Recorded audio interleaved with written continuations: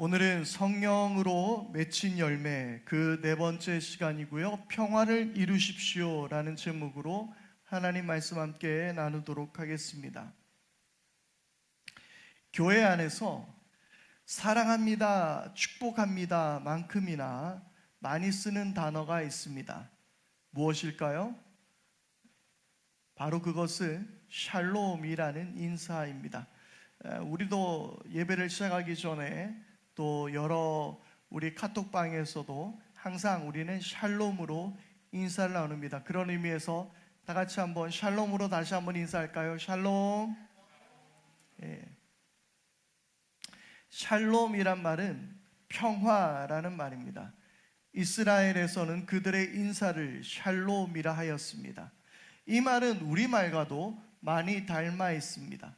우리는 안녕하십니까? 라고 안부를 물으면서 인사를 하는데요. 이 안녕하다라는 말이 샬롬의 여러 의미 중 하나이기도 하기 때문입니다.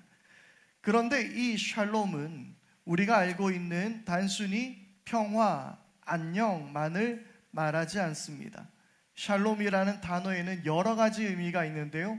평화, 완전함, 안녕, 우정, 안전, 번영, 건강, 평안, 만족, 질서와 조화 등 여러 가지의 의미들을 가지고 있는 단어가 샬롬입니다. 아마도 샬롬은 가장 심오하고도 다양한 아름다운 단어라고 할 수 있겠습니다. 특히 초신자분들, 교회를 얼마 다니지 않았던 초신자분들이나 교회를 조금이라도 다녀봤던 경험이 있는 분들에게 교회를 다녔을 때 어떠하셨습니까? 라는 질문의 대답은 대부분 교회에 나와서 가장 먼저 느낀 감정 중에 하나가 평안함이라고 했습니다. 교회 오니까 마음이 편안하더라는 것이었습니다. 여러분들은 예배 가운데 그 평안함을 누리고 계십니까? 사실 모든 종교가 공통적으로 추구하는 부분도 어쩌면 이 평화, 내적인 평안을 얻는 것이 아니겠습니까? 불교에서도 네 가지의 무한한 마음을 뜻하는 사무량심이라는 말이 있습니다. 그것은 자, 비, 희, 사 네 가지 한자어로 이루어져 있는데요. 자는 자비를 뜻합니다. 모든 생명체에게 행복과 기쁨을 바라는 마음. 그리고 비는 연민을 뜻하는데요. 모든 생명체가 고통받지 않기를 바라며 그들의 고통을 덜어주고자 하는 마음. 그리고 희는 희락을 말합니다. 다른 이의 행복을 함께 기뻐하는 마음. 그리고 사는 평등을 의미하는데요. 모든 생명을 동등하게 사랑하고 차별 없이 대하는 마음, 자비희사. 이 네 가지를 사무량심이라고 합니다.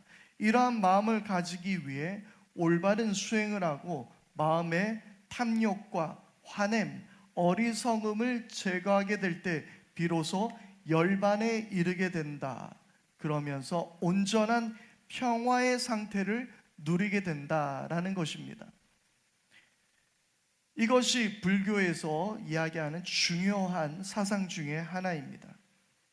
그러나 기독교는 단순히 내면의 평화로 인해 열반의 상태에 이르는 것을 우리의 삶의 목표로 두지 않습니다. 하나님이 만드신 세상은 그야말로 샬롬의 상태였습니다. 평화, 안녕, 질서와 조화, 평안과 만족 등 이 샬롬이라는 단어가 왜 그렇게 많은 뜻을 함의하고 있는지 알 수 있을 만큼 하나님이 만든 창조의 세상은 샬롬 그 자체였습니다. 그러나 죄로 인해서 바로 이 샬롬이 깨어진 것이죠. 샬롬이 깨어지면서 먼저 하나님과 인간 사이에 샬롬이 깨어졌습니다. 죄로 인해 완전한 의로움이 되신 하나님 앞에 감히 설 수 없었습니다. 하나님과의 완전한 연합이 깨어진 것입니다. 그리고 그 샬롬이 깨어진 세상의 결과는 서로가 책임을 전가하는 이기적인 태도로 인해 그들 사이에서도, 인간들 사이에서도 샬롬이, 평화가 깨어진 것입니다. 깨어진 평화는 가인이 아벨을 죽이는 끔찍한 친족 살인의 모습으로 드러나기도 했습니다. 그러므로 우리가 추구해야 하는 평화, 우리가 소망해야 하는 평화는 내면의 평화가 아닙니다. 이것은 하나님과의 평화, 그리고 우리 사이의 평화입니다. 먼저 하나님과 우리 사이에 깨어진 평화는 단 한 번의 사건으로 인해서 영원히 해결되었습니다. 그것은 바로 예수 그리스도로 인해서 이루어진 줄 믿습니다. 하나님이 우리를 원수로 여기신 것이 아니라 우리가 지은 죄로 인해서 하나님으로부터 적극적으로 우리는 떠나버린 것입니다. 우리는 적극적으로 하나님 앞에 원수가 되어버렸습니다. 그러나 하나님의 은혜로 예수 그리스도를 십자가에 죽이시며 우리를 하나님과 화해시켜 주신 것입니다. 골로새서 1장 21절에서 22절 말씀입니다. 전에 여러분은 악한 일로 하나님을 멀리 떠나 있었고 마음으로 원수가 되어 있었습니다. 그러나 지금은 하나님께서 그리스도의 죽으심을 통하여 그분의 육신의 몸으로 여러분과 화해하셔서 여러분을 거룩하고 흠이 없고 책망할 것이 없는 사람으로 자기 앞에 내세우셨습니다. 아멘. 악한 일로 하나님과 멀리 떠나 있었고 하나님과 원수가 되어 있었지만 예수 그리스도의 죽으심을 통하여 하나님과 우리 사이에 평화가 이루어진 것입니다. 화해가 이루어지신 것입니다. 그래서 우리는 예수님 그분을 평화라고 이야기합니다. 예수님 그분 자체가 샬롬이 되신 것입니다. 그분이 우리에게 오셔서 적극적인 평화의 매개체가 되어 주신 것입니다. 이제 우리는 예수님을 통하여 우리의 모든 죄책감과 우리의 무거운 죄의 무게를 내려놓고 하나님과 온전한 평화를 누릴 수 있게 된 것인 줄 믿습니다. 로마서 5장 1절은 이렇게 말씀합니다. 그러므로 우리는 믿음으로 의롭다 하심을 받았으므로 우리 주 예수 그리스도로 말미암아 하나님과 더불어 평화를 누리고 있습니다. 할렐루야. 여러분은 하나님과 평화를 누리고 있습니까? 아니면 여러분들이 지은 죄 때문에, 아니면 여러분들의 모난 인격과 여러분들의 잘못된 우리들의 판단과 실수로 인하여 우리는 하나님과 멀어져 있는 것은 아닙니까? 안심하십시오. 예수 그리스도가 여러분들의 모든 죄를 사하여 주신 줄 믿습니다. 여러분들은 하나님과 평화를 누릴 수 있게 되기를 바랍니다. 그래서 평화의 첫 번째 문제는 이미 단번에 해결된 것입니다. 우리는 그것을 누리며 살며 되는 것입니다. 무엇보다 우리가 성령님 안에서 그것을 누리며 살게 될 때에 세상이 줄 수 없는 평안도 우리는 맛보게 되는 것입니다. 요한복음 14장 27절입니다. 나는 너희에게 평안을 남겨준다. 나는 내 평화를 너에게 준다. 내가 너에게 주는 평화는 세상이 주는 것과 같지 않다. 너희는 마음에 근심하지 말고 두려워하지도 말아라. 아멘. 하나님께서는 우리에게 평화를 주시겠다라고 예수님은 우리에게 평화를 주시겠다라고 말씀하셨습니다. 그런데 여기에서 주의해서 볼 것이 있습니다. 당시 로마 시대의 평화는 무엇으로 이루어질 수 있었을까요? 세계사적으로 이 예수님의 이 시대를 팍스 로마나라고 합니다. 주후 1세기에서 2세기 로마는 내전이나 침공 없이 태평성대를 이룰 수 있었습니다. 그런데 그 평화는 어떻게 이루어진 평화였습니까? 바로 로마의 막강한 군사력이 만들어낸 평화였습니다. 지금의 말로 하자면 힘에 의한 평화의 시대였습니다. 그러나 성경은 힘에 의한 평화를 거부합니다. 특히 남북한이 대치하고 있는 우리나라의 안보와 관련하여 자주 등장하는 단어가 바로 힘에 의한 평화입니다. 주로 서로가 핵무기를 가지고 있음으로써 이것이 균형을 이루어 평화를 이루어낸다라고 말합니다. 논란이 많이 일어나는 단어가 바로 이 힘에 의한 평화인데요. 그런데 한 가지 확실한 것이 있다면 성경은 그것을 거부하는 것입니다. 왜냐하면 방금 우리가 읽었던 예수님의 말씀대로 내가 주는 평화는 어떻다고요? 세상이 주는 것과 같지 않다라고 말합니다. 로마가 가진 힘에 의한, 군사력에 의한 평화가 아니라고 예수님은 말씀하고 있는 것입니다. 그것은 오직 예수의 삶을 따라 살게 될 때 주어지는 평화입니다. 로마서 요한복음 14장 방금 읽었던 25절 그 앞선 말씀, 27절의 그 앞선 말씀, 요한복음 14장 26절의 말씀은 이렇게 말씀하고 있습니다. 그러나 보혜사 곧 아버지께서 내 이름으로 보내실 성령께서 너에게 모든 것을 가르쳐 주실 것이며 또 내가 너에게 말한 모든 것을 생각나게 하실 것이다.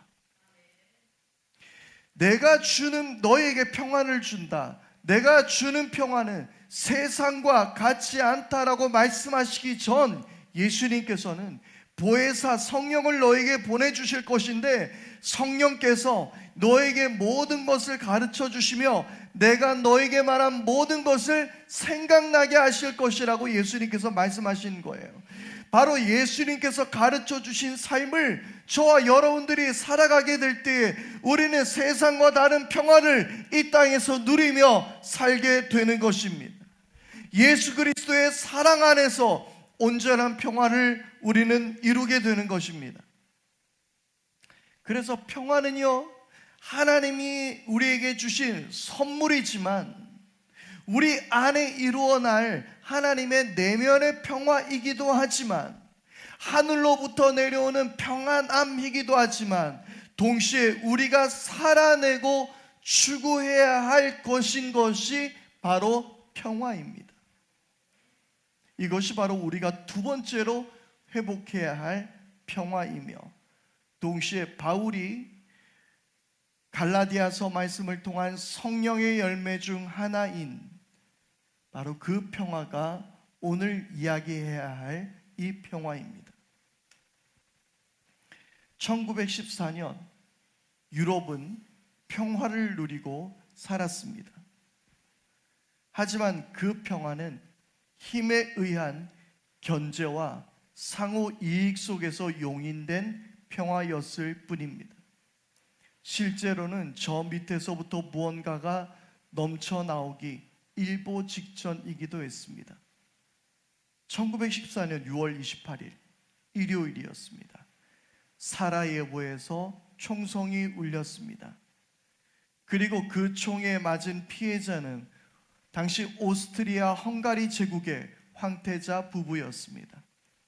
황태자 B는 그 자리에서 즉사했었고 황태자 프란츠 페르디난트는 병원에서 사망하게 됩니다. 이 사건이 바로 세계 1차 대전을 촉발시킨 사라예보 사건입니다.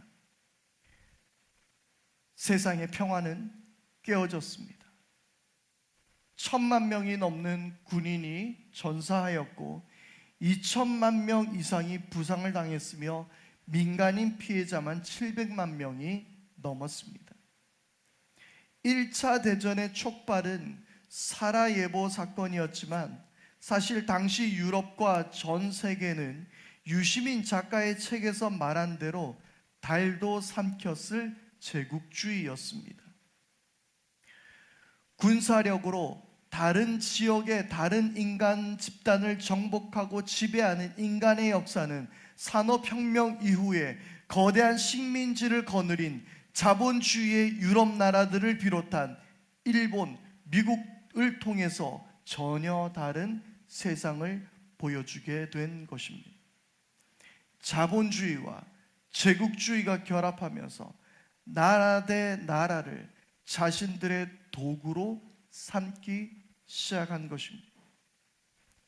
흑인들을 사람보다 못한 노예로, 아프리카와 아시아, 남미 여러 나라들을 자신의 밥벌이 수단으로 삼고 있었던 것입니다. 이것은 1차 대전을 넘어 2차 대전까지도 이어진 전쟁의 강력한 이유이기도 합니다. 힘의 평화는 그때그때마다 때론 동맹국으로 그리고 이해관계에 따라 유지되었을 뿐입니다. 사람이 서로를 존재로 대하지 않고 너와 나로 대하지 않고 서로를 도구로 대하게 될 때에 내 목적을 이루기 위한 도구로 서로를 상대하게 될 때 평화는 깨어집니다. 우리나라에 참 많은 치킨집이 있습니다. 잘 나가는 치킨집도 있지만 매번 적자를 봐야 하는 치킨집도 있습니다. 또 한 집 걸러 한 집 편의점들이 있습니다. 이러한 적자를 보는 치킨집들, 한 집 걸러 있는 편의점들, 이런 가게들마다 소원이 있습니다. 그 소원이 무엇일까요? 옆집이 망하기 전까지 버텨내는 것입니다. 두 집 중에 한 집이 망해야 살 수 있는 것입니다. 서로가 도구의 대상이 되어버렸습니다. 저 사람이 망해야 내가 살 수 있고 저 사람의 주머니에 있는 돈을 내 주머니로 옮겨와야 내가 부자가 될 수 있는 것이 자본주의 그리고 유한한 재화가 우리 가운데 가져온 현실입니다. 자본주의 사회, 경쟁 사회는 서로가 경쟁의 대상입니다. 이기심과 갈등은 그래서 우리를 늘 불안하게 만들고 평화를 깨뜨리며 평안을 깨뜨립니다. 거기에는 평화가 없습니다. 누군가가 틀려야 내가 맞습니다.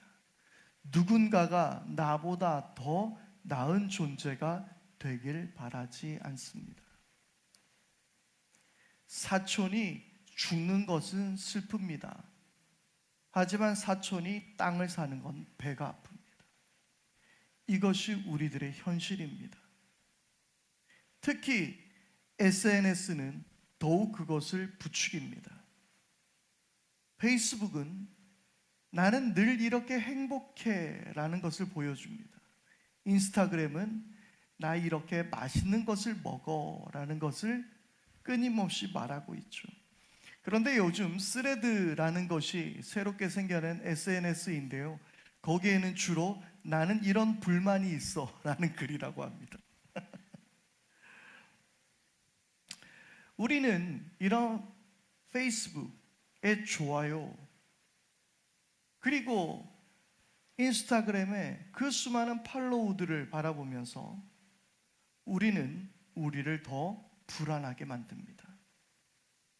그럴 때 서로를 더욱 비난함으로 나를 더 정당하게 만들 때가 있습니다. 흔히 하는 이야기 아닙니까? 페이스북을 바라보면서 아 이건 너무 맛있게 보여 라고 이야기하면 꼭 그 옆에 있는 남편이 한마디 거둡니다. 아, 그거 먹으려면 2시간 줄 서야 돼. 저 정신 나간 사람들이지 저거 그냥 집에서 먹는 게 훨씬 맛있어. 이런 말을 하기도 합니다. 무언가를 비난해야 내가 더 정당화를 얻기 때문인 것입니다. 오늘 우리가 말씀 가운데 읽었던 로마서 14장은 유대인들과 이방인 신자들과의 갈등을 이야기하고 있습니다. 유대인들은 고기를 함부로 먹어서는 안 됩니다. 그들은 결코 돼지고기를 먹을 수 없었습니다. 그들은 율법을 따라했기 때문입니다. 이에 반해 이방인들은 그런 것들에 거리낌이 없었습니다. 그러면서 이방인들에게는 자기 스스로를 더 좋은 믿음이라 여겼습니다. 그런데 바울은 그런 이들을 향하여서 결코 율법을 저버릴 수 없는 유대인과 그리고 나는 믿음이 더 좋아라고 으스대는 이방인들을 바라보며 이렇게 말합니다. 로마서 14장 3절입니다. 먹는 사람은 먹지 않는 사람을 업신 여기지 말고 먹지 않는 사람은 먹는 사람을 비판하지 마십시오.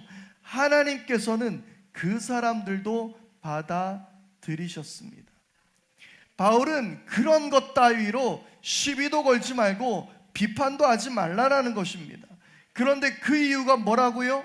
하나님께서 그 사람들도 받아들여 주셨다라는 것입니다. 다양한 문제에 관해 어떤 의견을 갖고 있든지 우리는 그리스도 예수 안에서 받아들여졌다라는 사실입니다.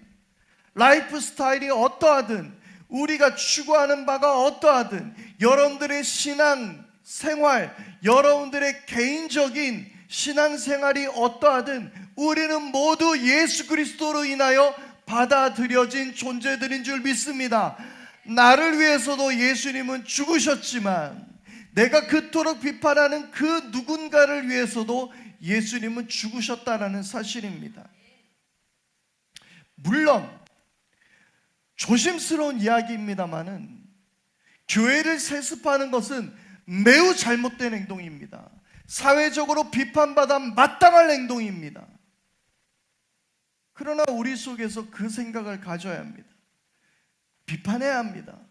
목소리를 높여야 할 필요가 있습니다. 그러나 나도 예수님께 받아들여진 사람들이지만 그런 일을 하는 그들도 어쩌면 예수님께 받아들여진 사람들이라고 이야기하고 있는 것입니다. 에베소서 2장 14절에서 16절 말씀입니다. 그리스도는 우리의 평화이십니다. 그리스도께서는 유대 사람과 이방 사람이 양쪽으로 갈라져 있는 것을 하나로 만드신 분이십니다. 그분은 유대 사람과 이방 사람 사이를 가르는 담을 자기 몸으로 허무셔서 원수된 것을 없애시고 여러 가지 조문으로 된 계명의 율법을 폐하셨습니다.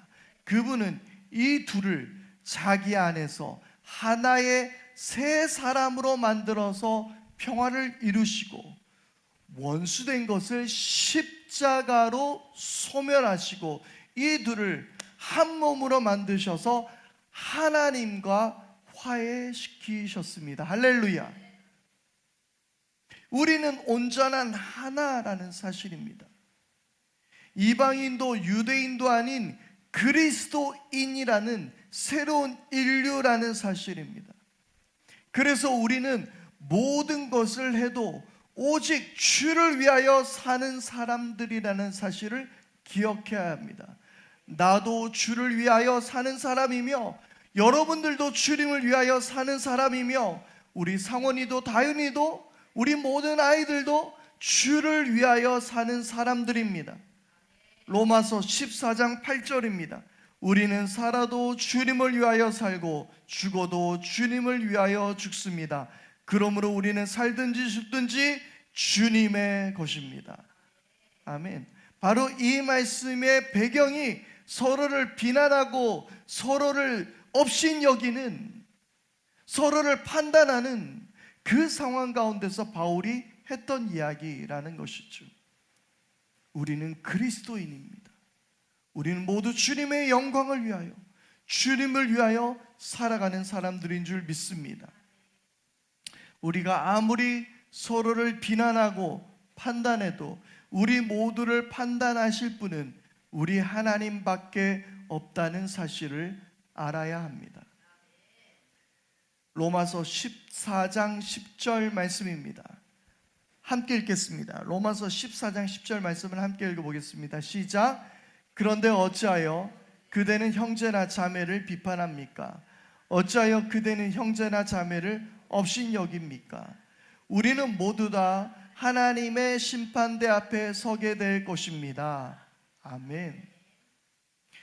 로마서 14장 10절의 말씀을 크리스토퍼 라이트는 이렇게 말하고 있습니다.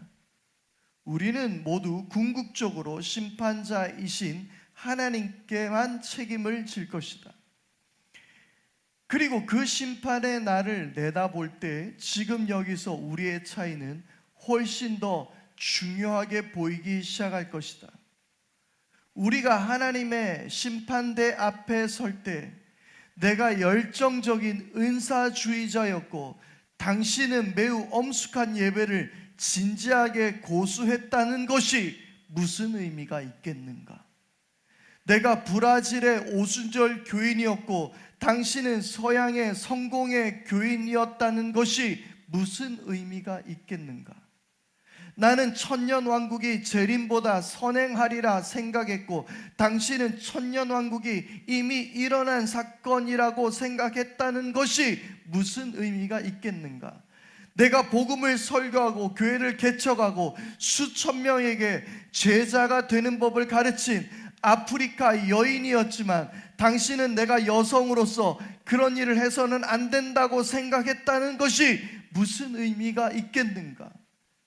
이런 것들이 그때 그리스도의 심판대 앞에서 중요하지 않을 것이라면 왜 지금 우리는 서로 진영이 갈라져 싸울 정도로 그것들을 중요하게 여기는 것일까? 우리는 모두 다 하나님의 심판대 앞에 서게 될 때에 그토록 우리가 싸워댔던 그것들이 무슨 의미가 있겠습니까?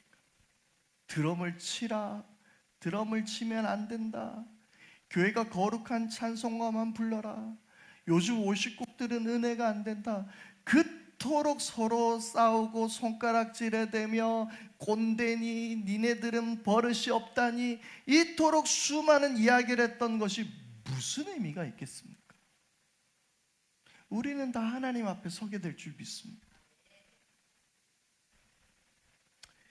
여러분, 우리는 어떤 일치를 보여야 하는 것보다 더 중요한 것은 서로를 인정하고 존중하는 것입니다. 세례냐, 침례냐, 성령파냐, 말씀파냐, 그것이 무엇이 그렇게 중요하겠습니까? 우리는 서로를 인정하고 용납함으로 우리는 서로 평화를 이루어 나가야 하는 사람들입니다. 서로를 도구로 삼지 않고 서로를 그대로 받아들이며 존중하여 평화를 이루는 것, 바로 그것이 해분인 교회이어야 하고 그것이 바로 하나님 나라인 것입니다. 로마서 14장 17절입니다. 하나님의 나라는 먹는 일과 마시는 일이 아니라 성령 안에서 누리는 의와 평화와 기쁨입니다. 아멘. 다시 한번 읽어볼까요? 로마서 14장 17절 말씀입니다. 시작. 하나님의 나라는 먹는 일과 마시는 일이 아니라 성령 안에서 누리는 의와 평화와 기쁨입니다. 아멘. 말씀을 준비하면서 저에게 왔었던 큰 도전이 있었습니다. 하나님의 나라는 어떤 곳일까요? 하나님의 나라는 하나의 동일한 의견의 일치를 보이는 곳이 아니라는 생각이에요. 하나님의 나라는 하나의 동일한 의견의 일치가 아닌 서로를 존중하고 서로를 배려하고 서로를 이해함으로 평화를 이루어내는 것이 하나님의 나라인 줄 믿습니다. 다름을 인정하는 것이 하나님의 나라입니다. 다양한 사람이 함께 이루고 서로 사랑 안에서 만들어가는 평화가 하나님의 나라이며 오늘 우리에게 있어야 되는 줄 믿습니다. 오늘 분열로 심각해진 한국 교회 안에 이 하나님의 나라가 임하여야 할 줄 믿습니다. 다시 한번 이 샬롬이라는 인사말을 생각해 봅시다. 이 말은 당신에게 평화가 있기를 바란다 라는 말도 있지만, 또 한 가지는 당신과 나 사이에 평화가 있을 것이라는 의미도 있는 것입니다. 나는 당신을 존중합니다. 나는 당신을 비판하지 않습니다. 나는 당신을 도구로 삼지 않습니다. 나는 당신에게 시기와 질투를 하지 않겠습니다.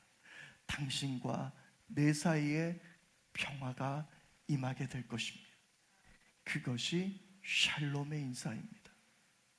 다시 한번 오늘 우리 서로를 바라보며 샬롬 인사하겠습니다. 샬롬, 샬롬, 샬롬. 오늘 우리 영상으로 예배드리는 분들도 샬롬입니다. 정말 샬롬입니다. 간절히 바라기는 여러분의 모든 삶 속에 모든 이들과 샬롬을 이룰 수 있기를 바랍니다. 로마서 12장 18절의 말씀입니다. 여러분 쪽에서 할 수 있는 대로 모든 사람과 더불어 화평하게 지내십시오. 여러분 쪽에서. 그 사람이 어떠하든, 아우 저 인간이 하는 짓을 보니까 내가 샬롬을 이룰 수가 없어요. 하나님은 그렇게 말씀하시지 않습니다. 여러분 쪽에서 당신들이 할 수 있는 대로 모든 사람과 더불어 화평하게 지내라고 하나님은 우리에게 일러주시고 있는 것입니다. 바로 이것이 우리가 추구해야 할, 깨어진 세상 속에서 맺어야 할 성령의 열매, 곧 평화입니다. 성 프란시스의 평화의 도구라는 기도를 우리는 잘 압니다. 주여 나를 평화의 도구로 써주소서. 미움이 있는 곳에 사랑을, 다툼이 있는 곳에 용서를, 분열이 있는 곳에 일치를, 의욕이 있는 곳에 믿음을, 그릇됨이 있는 곳에 진리를, 절망이 있는 곳에 희망을, 어둠이 있는 곳에 광명을, 슬픔이 있는 곳에 기쁨을 심게 하소서. 위로받기보다는 위로하고, 이해받기보다는 이해하며, 사랑받기보다는 사랑하게 해주소서. 우리는 줌으로써 받고 용서함으로 용서받으며 자기를 버리고 죽음으로써 영생을 얻기 때문입니다. 아멘. 오늘 이 시간 우리 말씀 앞에 함께 결단하며 우리 함께 찬양하겠습니다. 우리 주님께서 우리에게 주신 평화를 주님 이 땅 가운데 누리며 살겠습니다. 우리 그렇게 결단하며 함께 찬양합니다. 평안히 너에게 주노라. 세상이 줄 수 없는, 세상이 알 수도 없는 평안, 평안,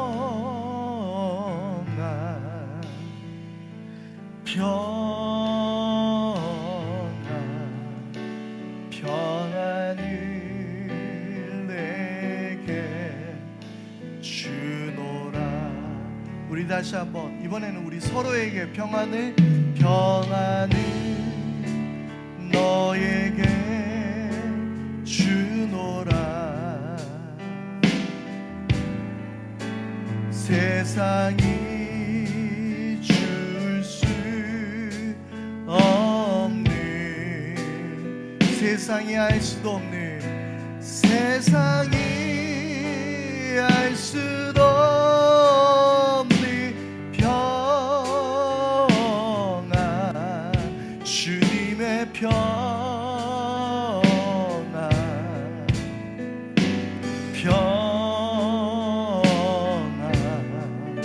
평안을 내게 주노라. 우리 다시 한번 우리 찬양할 때는요, 우리 마음속에 혹시 원수 같은 이가 있지 않습니까? 도무지 평화를 이룰 수 없을 것 같은 사람이 있지 않습니까? 우리 그 사람을 마음속에 좀 떠올리시면서, 혹시 이 자리에 계신다면 바라보지는 마십시오. 그냥 마음속에만 떠올리시면서 우리 다시 한번 정말 주님이 나에게 주신, 세상이 주시는 평화를 당신에게 주겠습니다. 우리 그렇게 고백하며 다시 한번 부르시다. 평안을 너에게 주노라. 세상이 줄 수 없는, 세상이 알 수도 없는 평안, 평안,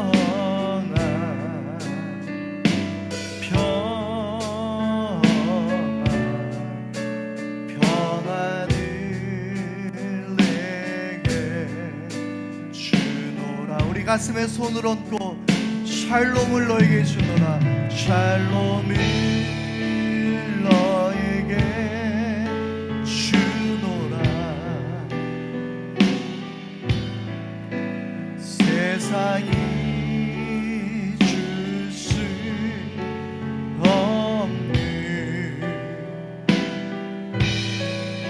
세상이 알 수도 샬롬,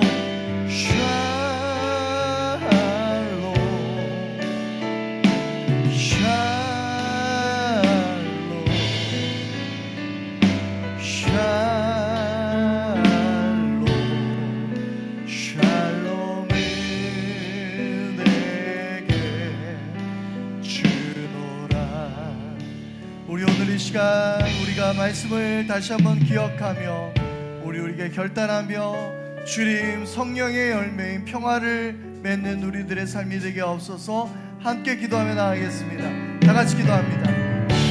아버지 하나님, 세상이 줄 수 없는 평화를 주님 우리에게 허락하셨고 하나님과의 온전한 평화를 이루게 됨을 인하여 감사합니다. 주님, 세상과 같지 않는 평화를 우리에게 주신다라고 말씀하셨는데 그것은 사랑의 평화였습니다. 우리가 또한 추구해야 할 평화가 바로 그러한 평화인 줄 믿습니다. 원수된 이들과 하나가 되게 하시고 서로를 비판하고 서로를 없이 여기기보다 아버지 하나님 평화를 이루어내 서로의 다름을 인정하고 일치하를 만들 수 있는 우리 모두가 되게 하여 주시옵소서. 아버지 하나님, 우리 속에서 또한 평화를 허락하여 주시옵고 하늘로부터 오는 평화가 주님 우리에게 임할 뿐만 아니라 세상 모든 사람들에게 이루어지게 하여 주시옵소서. 주님 평화를 우리에게 허락하여 주옵소서.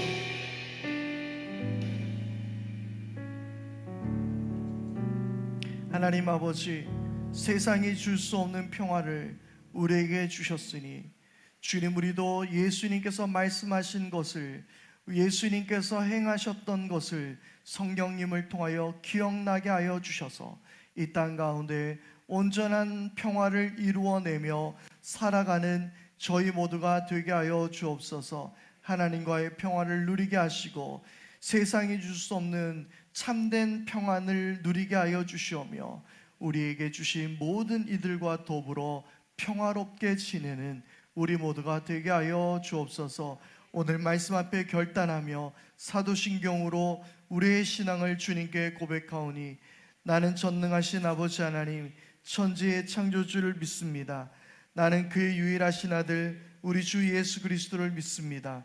그는 성령으로 잉태되어 동정녀 마리아에게서 나시고 본디오 빌라도에게 고난을 받아 십자가에 못 박혀 죽으시고 사흘 만에